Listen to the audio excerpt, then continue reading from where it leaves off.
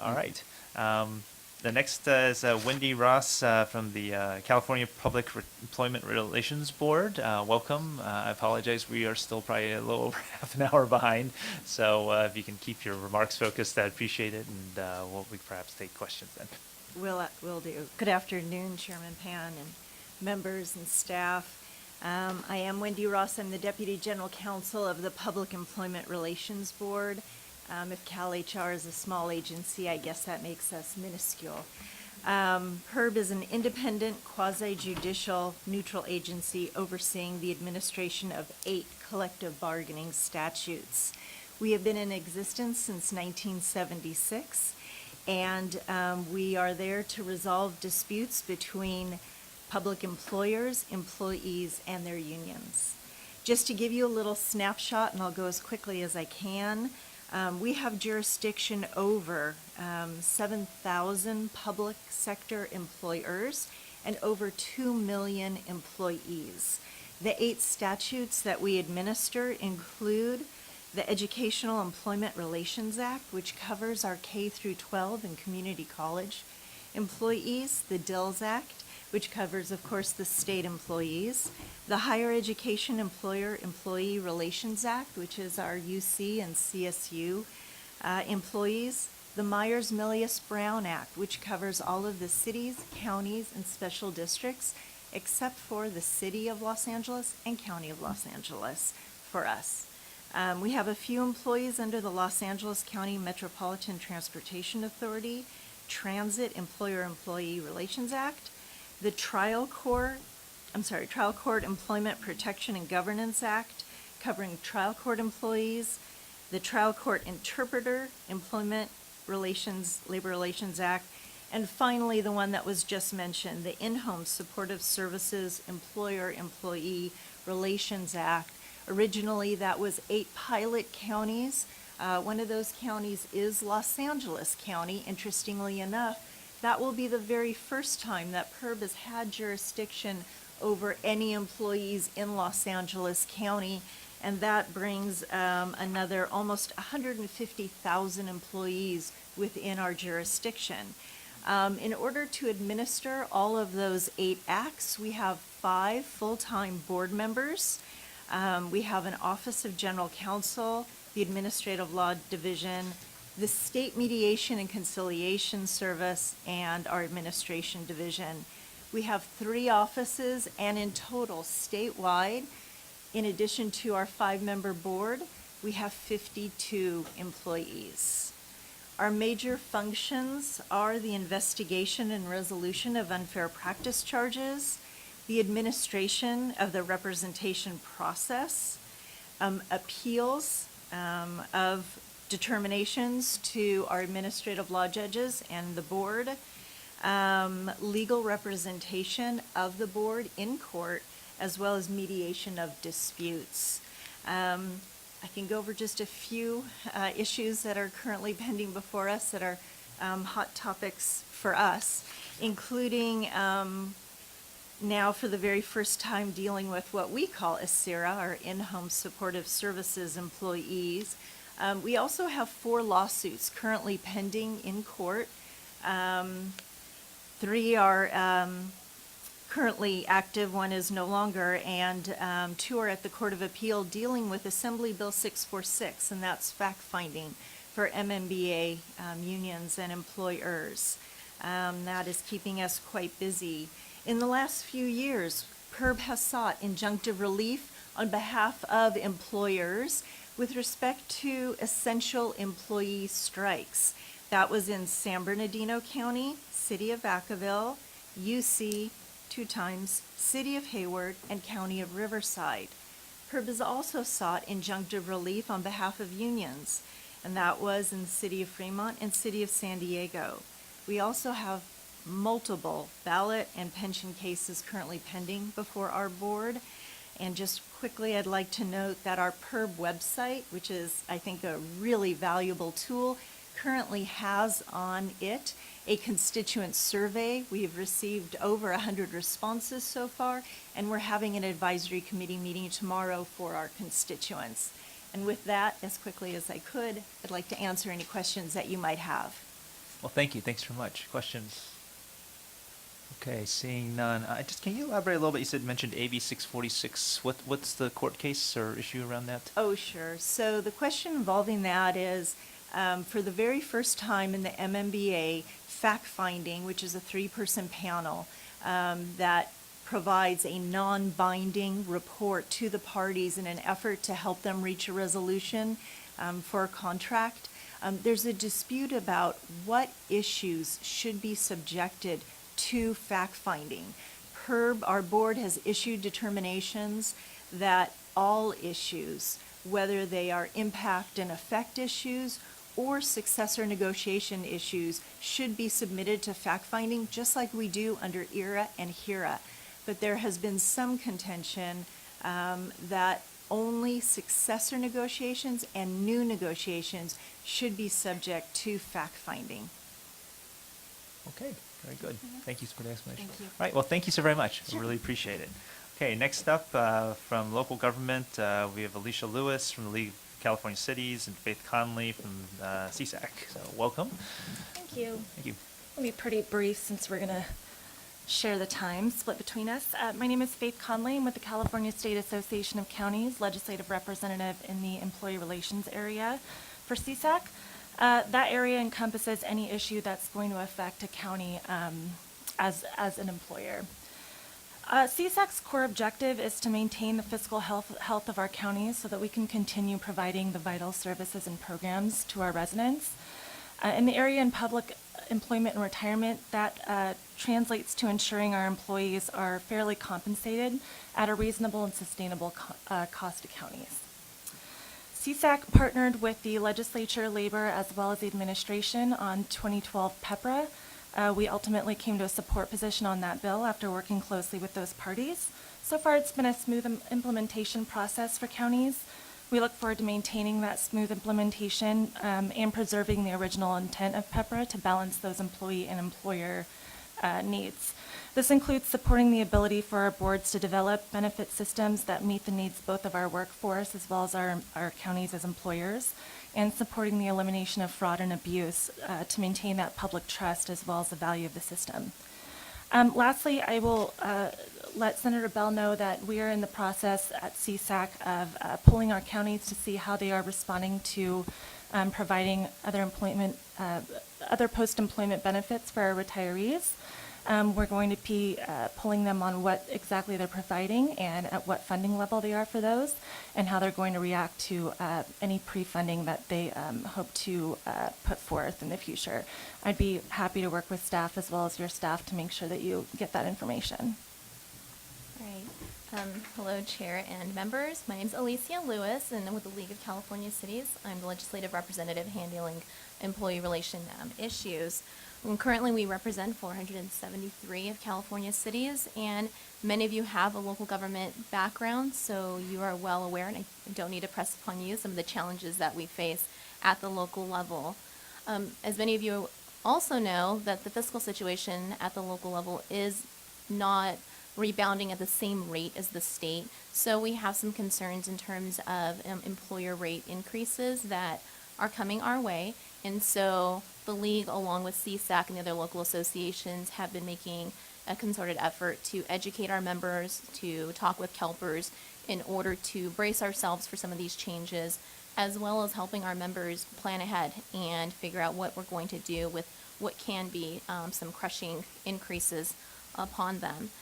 Additionally, we have been, as Faith had mentioned, regarding the 2012 implementation, the League has been committed to ensuring that we have those PEPRA reforms implemented faithfully and that we coordinate with our membership to address any of those gaps in which would need more clarity or further legislation. So we look forward to continuing to coordinate with your offices as well as the committee staff and also with CalPERS on these issues.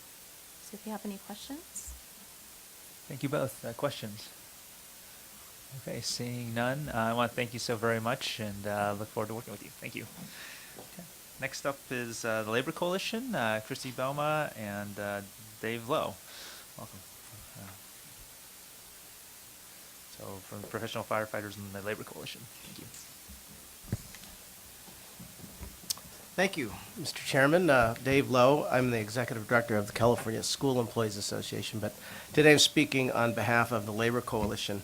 I've provided a handout that describes who the Labor Coalition is. We are a coalition made up of over 50 public employee labor unions, representing over 1.5 million public employees across California.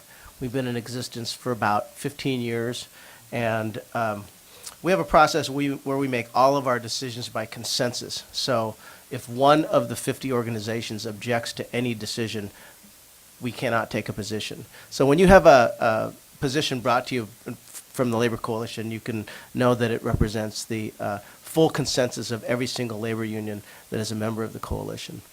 There is an offshoot of the Labor Coalition, which is the Californians for Retirement Security, which sometimes you'll see us involved mostly in advocacy and also in a lot of press activities.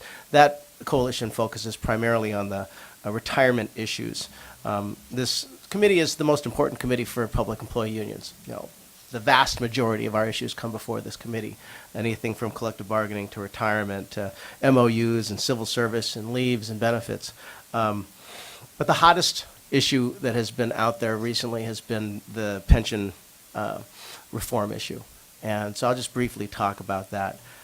Pension reform has taken many forms. As you know, the legislature passed PEPRA and the governor signed it, which initiated a number of reforms. I can tell you that the unions in the Labor Coalition opposed that legislation. But there are a number of things in there that we did support in terms of cracking down on spiking,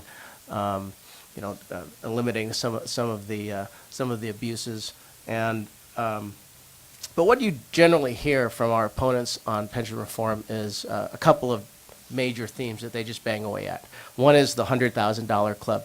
Public employees are making $100,000 pensions. Second is the unfunded liability that was talked a lot about today, and the third is the fact that in the private sector, less and less people have defined benefit pension plans. What they don't say is that the $100,000 club makes up about 2% of the public employee pensions. 98% of public employees don't make $100,000 pensions. I can tell you that school employees who I represent, school bus drivers, cafeteria workers, the average pension for a school employee is $1,700 a month. Not a great amount to live on in retirement in California. And the average pension for all public employees is $31,000 a year, which we feel is relatively reasonable. 40% of the public employees, and you heard today about teachers don't get Social Security. Police and firefighters also are not Social Security. So 40% of public employees don't get Social Security. As you heard, for every dollar that's paid out in pensions, 67 cents is from investments, 12 cents from the employee contributions, and 21 cents from employer contributions. So there's a mythology out there that the public employees aren't paying at all for their own pensions. That's not true. And unfunded liabilities are lower today than they were in 1980. The first time Jerry Brown was governor, they were about 55% funded then. As you heard today, they're now at about a 77, I think, percent level. I believe I heard CalPERS say. And the unfunded liability of recent years, many of the pension plans were in the last 15 years 100% funded. The unfunded liability was primarily created by the Great Recession, which was primarily created by abuses on Wall Street. The mortgage crisis, which was a manufactured crisis of derivatives. Ironically, those same Wall Street firms that created that mortgage crisis went out and bought houses up and down the United States at bargain basement rates now.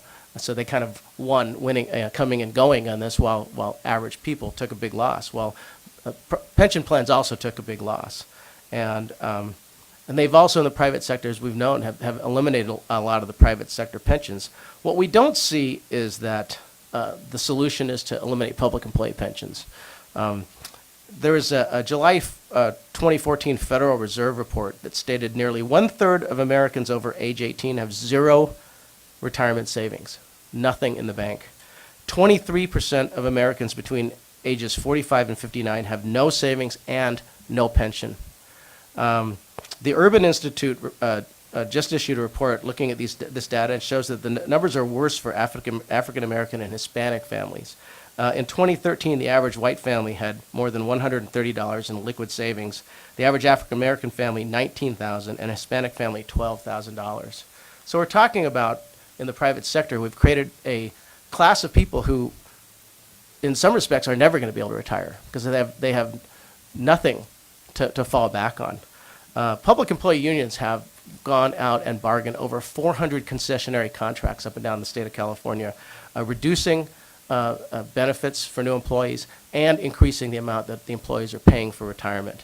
As I said, PEPRA was passed, and our goal is fair and stable and secure pensions, not just for public employees, but for everybody. We believe that when you grow old after a career, you ought to be able to retire in dignity. You shouldn't have to go live with your kids. You shouldn't be on public assistance. We're not asking for more than our fair share, but we're asking for what was promised. This is going to be the biggest issue that comes before you. There's going to be many others. All we ask for is a fair hearing, and we appreciate your time. Thank you. Mr. Chair, members, this is Christy Baumer representing the California Professional Firefighters. I also thank you for the invitation to speak to you today. You'll be pleased to note that I was crossing out things based on Mr. Lowe's testimony, so mine should be quite brief.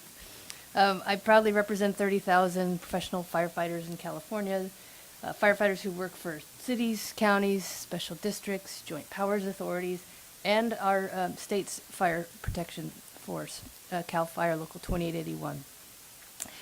So they send me to town and have for the last 15 years to spend a lot of time in this committee, paying attention to advocating on behalf of a secure work environment for them. And in this committee, predominantly making sure that their families will be cared for in their presence and in their absence in retirement, and have adequate health care, and obviously, certainly, a fair shot at the bargaining table in dealing with accessing those benefits for their families.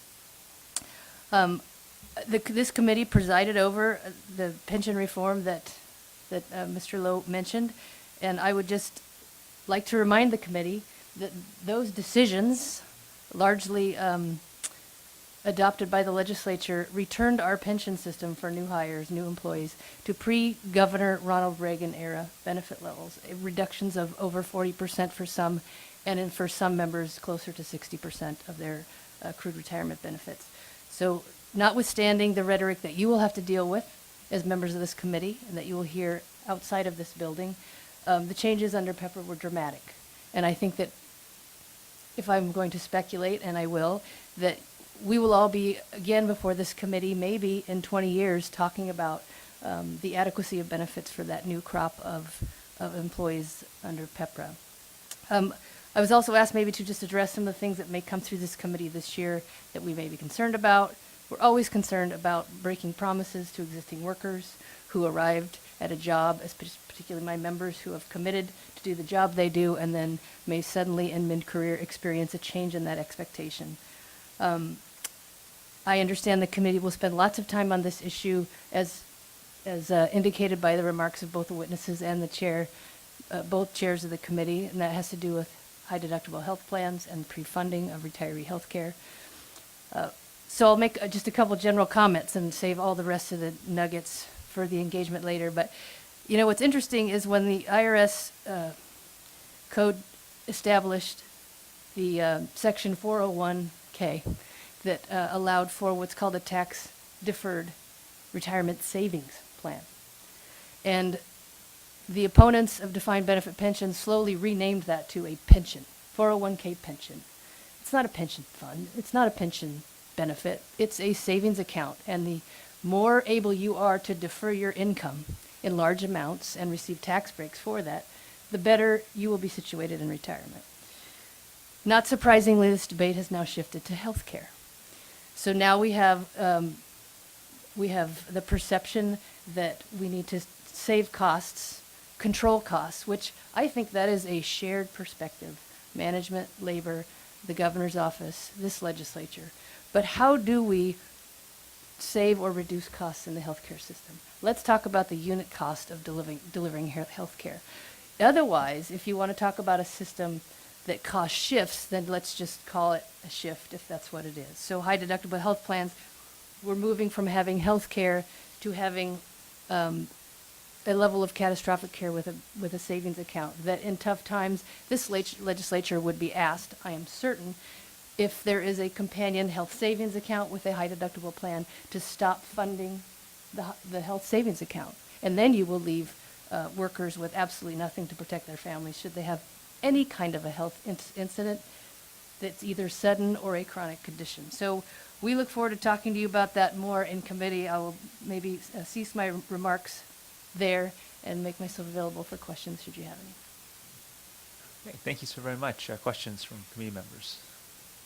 Okay, seeing none, just want to say we're looking forward to the discussion. That's why we're having the hearing on the high deductible plans, and certainly, I think apropos to what Mr. Lowe had to say, when we think about retirement security and also pensions and the fact that if people didn't have it, many of them may end up on the public dole. That's a cost to the state as well and to taxpayers as well. So is it better to invest in someone so they can have a dignified retirement versus creating a situation where we're still paying on that? So appreciate it. Very briefly, yes, Mr. Cooley. I didn't actually have a question. I just wanted to point out, this is a very important subject matter, this issue of retirement security. And one of my concerns personally is when you look back to the 60s and the 70s, most of the American workforce had access to pension benefits. Now this means that if you have a pension, when there's an economic downturn, if you are a senior employee in an organization, public or private, and you are sort of tired and want to be done working, you actually have the ability, even in a downturn, to retire because that three-legged stool concept. And I think one of my concerns with the evolution and the loss of retirement security is that we've seen what we've seen in the current recession. So many people, senior in their careers in the private sector, reliant now not on a pension but on a 401k, have seen the collapse in their assets. So then as the economy has collapsed, they've had to cling to their jobs because they don't have an ability to leave the organization. And clinging to the jobs, it becomes very painful for the private sector to shed employees that they need to shed high-cost employees. The fight to shed high-cost employees, if you need to do that, means that entry-level positions are not available. And we now have 7 cohorts of college graduates who have emerged in an economy where they could not find that entry-level position because it was so hard to reconfigure the manpower of organizations because people did not have a good plan B. This is a problem because persons who are able to enter into retirement, who want to sort of hang it up, a pension affords a means to buy goods and services in retirement, which keeps the engine of the economy recovering, this ability to spend money. And young people, when a household forms, are able to spend money forming their household, goods and services, can buy that washer and dryer so that we don't have to go out to the laundromat at 10 o'clock at night. So to me, I think the issue of retirement is not just a benefit to the individual, but it plays a role in the larger economy. We know the economy has downturns. The question is, how do you sustain demand through the downturn, create economic opportunity for people who want to leave jobs, people who want to enter jobs, and retirement security conversation is actually about making our economy work despite the assured downturns. Thank you. Okay, thank you. Thanks very much. All right, next up is the report of the California Actuarial Advisory Panel. Mr. Lamoureux, did I pronounce? Yes, you did pronounce it properly. Oh, okay. All right, Good thank you. afternoon, Welcome. everyone. I had prepared a few slides, but in the interest of time, I'm just going to highlight a few of the talking points I had prepared. I'm David Lamoureux. I'm a member of the California Actuarial Advisory Panel. I also happen to be the Deputy Chief Actuary at CalPERS. I'm here today on behalf of the California Actuarial Advisory Panel. As was mentioned early at the beginning, the panel was created in 2011. There are 8 members that are appointed. I'm the CalPERS appointee. It is housed in the State Controller's Office. The main reason why I'm here today, just want to bring it up to you, is Government Code 20229 requires CalPERS to provide each year a report to the legislature that contains certain information with respect to the state employees and their pension plans. Some of the information that this section requires is, for example, there has been several discussions earlier about investment return assumptions. I think it was stated that both CalPERS and CalSTRS use a 7.5% assumption. That legislation requires that liabilities and contribution rate be disclosed in a report at both a 2% lower and 2% higher, so 5.5% and 9.5%. CalPERS has prepared such report. It was filed with the legislature last fall, and it is available on the CalPERS website. So I'm not going to go through the details here of what the numbers are, but the report was filed. A copy was filed with Department of Finance, CalHR, the Senate, and the Assembly as well, and it's available on the website. That same government code section also requires that a representative from the CAP, the California Actual Advisory Panel, come to this committee to do a presentation to talk about the role played by the investment return assumption and the amortization periods in calculating contribution rates. So that's mostly what I'm here today, is to help you understand this. Before I start, I just want to highlight a few things. You've heard from Ann Stossball from CalPERS earlier about stating that CalPERS is now 77% funded. What I want you to understand is that CalPERS, we administer over 3,000 separate pension plans. Each of these plans have a separate funded status. So I'm here today to present to you a highlight of the state plans. So overall, the state has 5 plans that we administer through one report. It's for this, what we call the state miscellaneous employees, state industrial, state safety, the police officer, firefighter, and California Highway Patrol. Together, these 5 plans, the most recent valuation that CalPERS has prepared is as of 2013. The 14 numbers will be available in about 2 months from now. But as of 13, these 5 plans combined were about 66% funded, with an overall unfunded liability of about $50 billion. That's as of 13. The 77% that was quoted is the estimate as of 2014. For the state, we estimate this number to be about 72% funded as of 14. So the average for CalPERS is slightly higher than it is for the state plans. And that unfunded liability is expected to be lower also as of 14, probably somewhere between 40 and 45 billion instead of the 50 billions. With respect to the investment return, the role of the investment return, this is probably the most important assumption for the funding of any pension plan. When the state hires a new employee at age 25, that person may work for 30 years and then may collect benefit for another 30 years. So you're looking at a 60-year time span. And if you look at at yourself, at any savings you have, the compounding power. When you put money today in 60 years, if you have good returns, it's really going to compound to a lot, which is why when Ann Stossball talked about the pension buck, which is why 67 cents of every dollar paid at CalPERS comes from investment income. So the 7.5% return is key. And to the extent it is not met in the future, contributions will have to be higher. However, if it's exceeded, contributions will have to be lower. So in the report that CalPERS filed with the legislature, when contribution rates are shown at a 5.5% discount rate or investment return assumption, it basically shows what the contribution rates and funded status would be if CalPERS were to earn 5.5% long term, and similarly it shows also 9.5%. And as you would expect, the contributions are much, much higher at 5.5%, and they're much, much lower at 9.5%. It works both ways. So that's the role of the investment income. The other aspect into this, the last piece that I'm supposed to talk to you about also is the amortization period.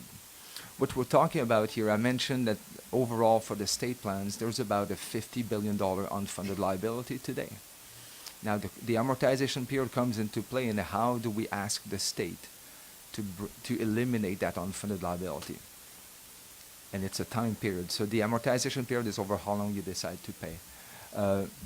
As part of government code section, we're supposed to report back to say how does the amortization period in place today compares with what is called the average remaining service period for the state employees. So if you look at the workforce, for example, of the state miscellaneous plan today, the demographic are such that the average remaining service period is about 10 years. So that means if you look at the average person, they have about 10 years left to work before they retire. Today, the unfunded liability for that plan is amortized over 24 years. If you look at all of the other state plans, it ranges between 10 and 13 years, the average remaining service period. and the amortization period in place at CalPERS for these plans on average ranges between 24 and 30 years. I've quite abbreviated my presentation. I'll be happy to answer any questions you may have. Again, the report that was filed by CalPERS has a tremendous amount of information with respect to this, and I would be happy to answer any questions you may have.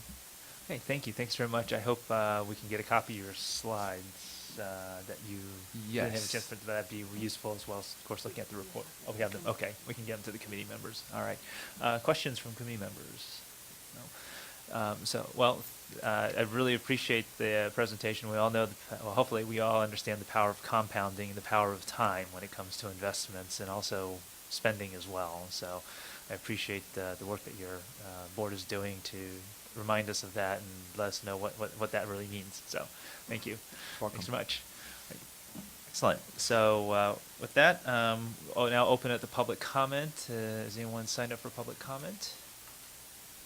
Okay, seeing none, then I think with that, I want to thank all of the speakers here today. It's been very helpful and informative, and also the members who've been here, and really appreciate that. And with that, we will be having a hearing on the high deductible plans on the 18th, so sort of announcement of future events.